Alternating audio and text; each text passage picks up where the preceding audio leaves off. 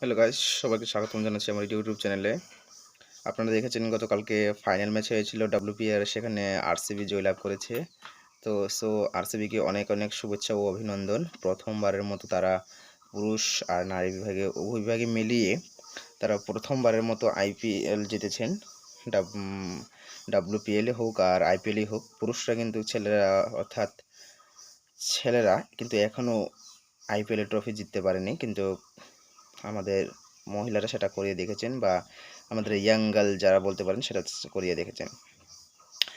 RCB গতকালকের ম্যাচে পুরো ডমিনেট করেছেন বলতে পারেন, যেখানে তারা প্রথম 6 ওভারে কিন্তু দিল্লির রান খুব ভালো ছিল, রান রেট ভালো ছিল, কিন্তু তারপরে যে একটা উইকেটের পতন শুরু হয় সেখান থেকে একে একে ফিরেন প্যাভিলিয়নে, আর সেখান থেকেই দিল্লির পরাজয় নিশ্চিত হয়ে যায়। যদিও তারা কিছুটা লড়াই করার চেষ্টা করে আরসিবির সাথে, আরসিবি রানটা কম হওয়ায় ধীরে সুস্থে খেলতে থাকেন এবং লাস্ট ওভারে তারা 2-3 বল হাতে রেখে ম্যাচটি জয়লাভ করেন।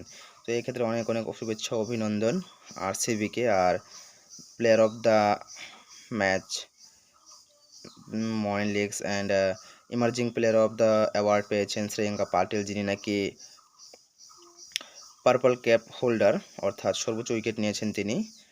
21 বছর তরুণী এই শ্রেয়াঙ্কা পাটিল। আর অ্যালেক্স পেরি নাকি সর্বোচ্চ রান করেছেন। আরসিবি ক্ষেত্রে সব জিনিসই আরসিবির ক্ষেত্রে দাঁড়িয়েছে, আর আরসিবির জন্য এটা একটা পজিটিভ জিনিস হয়েছে যে তারা সব বিভাগে ভালো করেছেন আর তার সুফল পেয়েছেন। অনেক অনেক শুভেচ্ছা অভিনন্দন আরসিবিকে। আবারও বলবো, এভাবে ডমিনেট করতে থাকো আর জিততে থাকো। আমরা আশা করব একজন আরসিবি ফ্যান হিসেবে যাতে আমরা প্রত্যেক বছর ভালো করতে পারি আর ট্রফি জিততে পারি।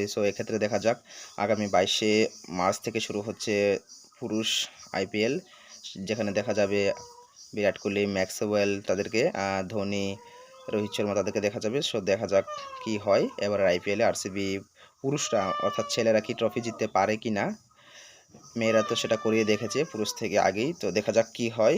তো আরসিবিকে আবারও বলবো অনেক অনেক শুভেচ্ছা অভিনন্দন। Thank you guys.